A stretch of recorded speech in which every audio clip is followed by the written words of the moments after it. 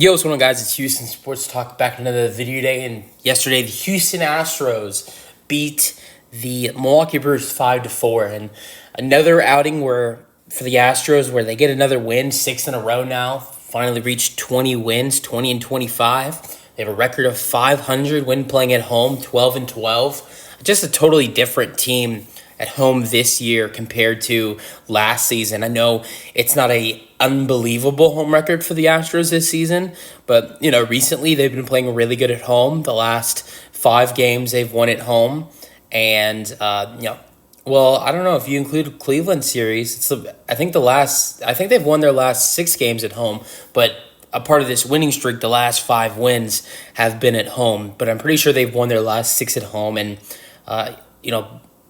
even though the rough start happened, the Astros have played fairly well at home. And I think compared to how bad the Astros were at home last year, 12 and 12 to start the year is definitely not a bad way to play at home compared to how bad the Astros were last season.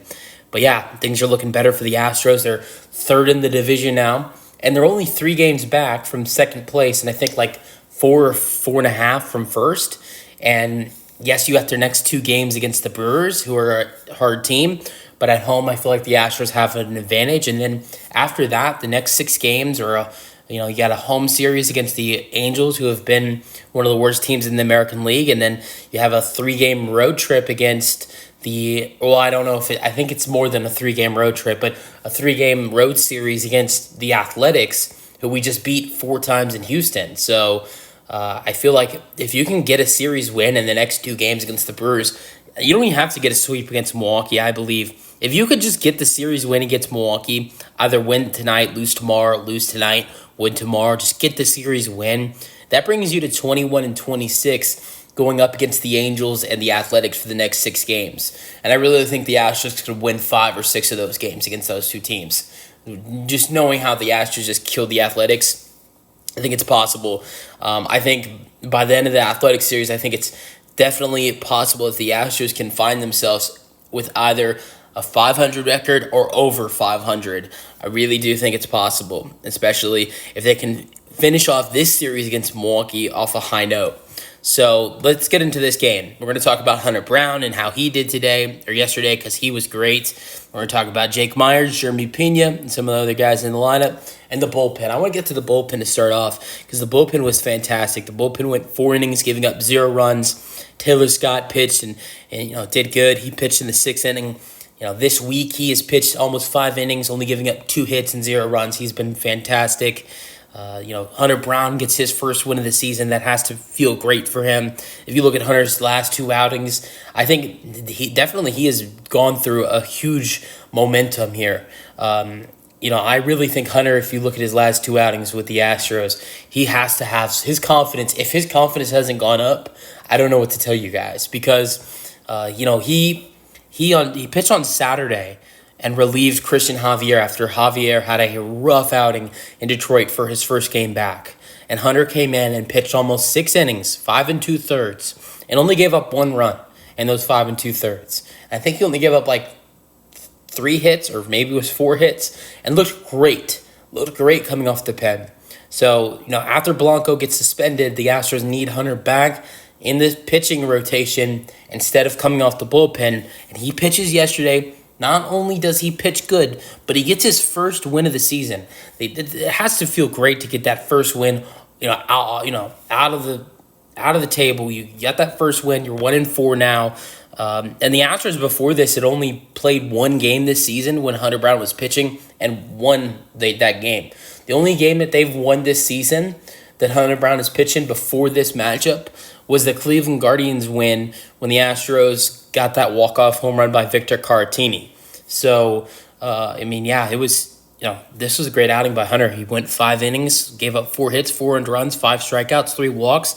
I know 4 runs is rough for sure, but there's been some times this season where it's not surprising Hunter gives up 4 runs in the first inning. Just got in a tough situation in the 4th where he gave up a 3-run home run, but good outing by Hunter. Really good outing by Hunter.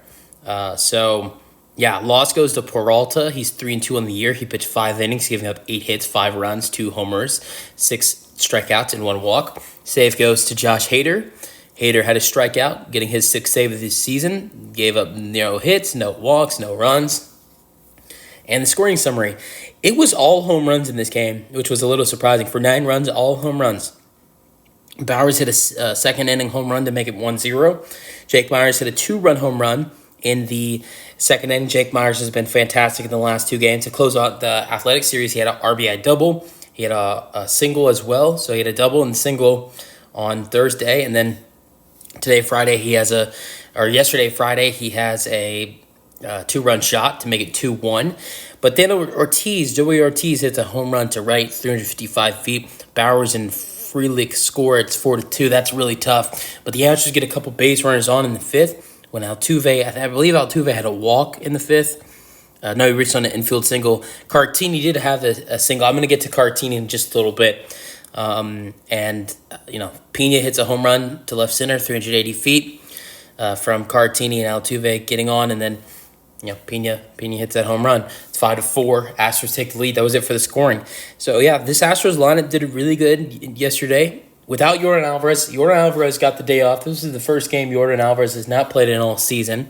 Jeremy Pena got to that 2 spot with Yordan Alvarez having the day off, and honestly, that might have been a good decision to give Yordan the day off, because if Yordan played this game, Pena would have not been at the 2 spot, and probably would have seen either Tucker or Alvarez in that position at the 2 after Altuve gets that infield single. I mean, it's definitely possible that one of those guys could hit a home run for the Astros, but Pena was the one to do it.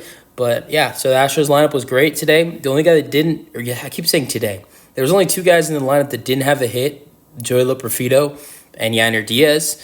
But a strategy that I love the Astros used in this game yesterday was starting Cartini as the catcher, and just putting him in the lineup, because this is his former team, the Brewers, and Cartini played for them last year, played for him for a couple years, I believe, and he went out there, he got a couple hits, scored a run, did really good catching as well, and I thought he was excellent for the Astros yesterday.